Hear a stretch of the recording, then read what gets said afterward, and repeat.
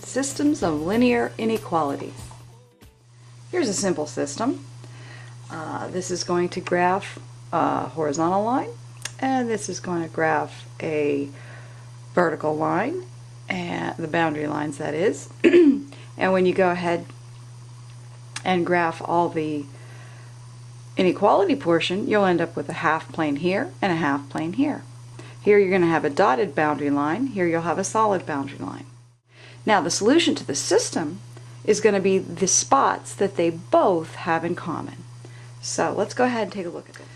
The line y equals -2 is right here.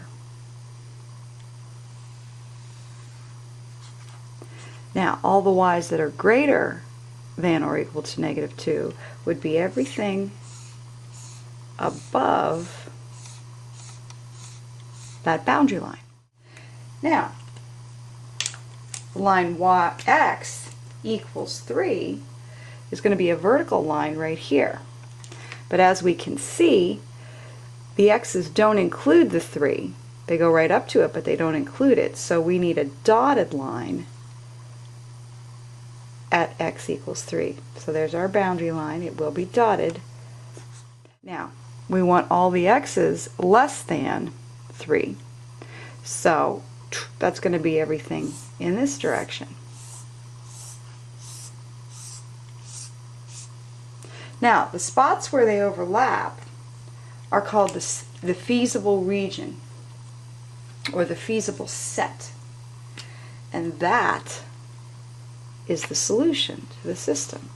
This portion right here, and then this dotted side right here, all of this right in here, any of these points satisfy both of those. So this right in here is the feasible region, or sometimes called the feasible set. The spot where the two lines intersect is called the vertex of the region.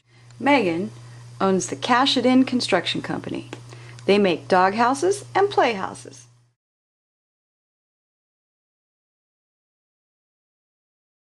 Now, she employs carpenters and painters. On the average, carpenters spend 4 hours working on each doghouse and 8 hours working on each playhouse. Now together, all the carpenters work up to 120 hours each week. They might work less, but that's the maximum that they work each week. Her painters take an average of 2 hours to paint a doghouse and 4 hours to paint a playhouse. She has enough painters to work up to 80 hours per week.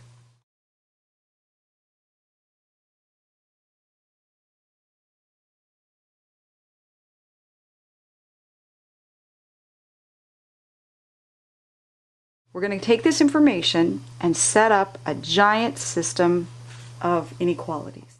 All right, here it is. The number of doghouses built is going to be greater than or equal to 0, and the number of playhouses built will be greater than or equal to 0.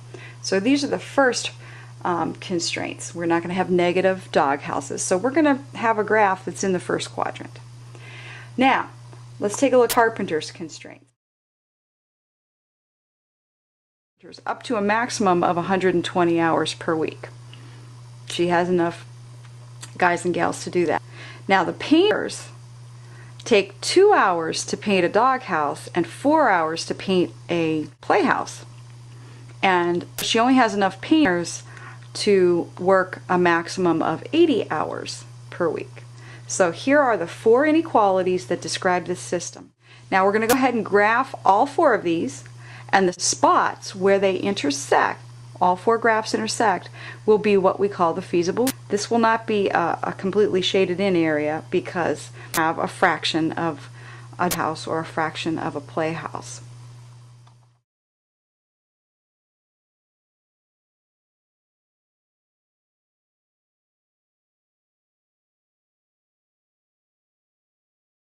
We want to know exactly can be completed in 1 week. So that's why we're not going to have fractional units here. Here's the situation. All Alright, graph. We know we're going to be in the first quadrant because we have to be greater than 0 on the dog houses and greater than 0 on the playhouses. So we're in the first quadrant. Now, the carpenter's line is right here.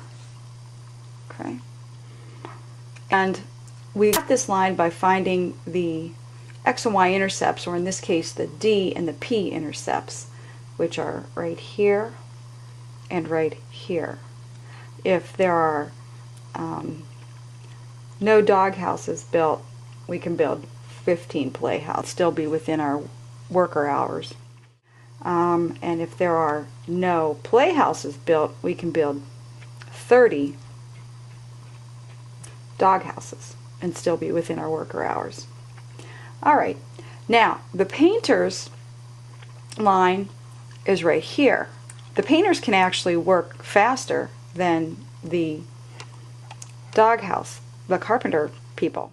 So we have a situation where in order to meet all these parameters, we have to have the overlapped section. Okay, so that's just going to be the portion right in here. Now again, let me reiterate, this is a lattice point graph.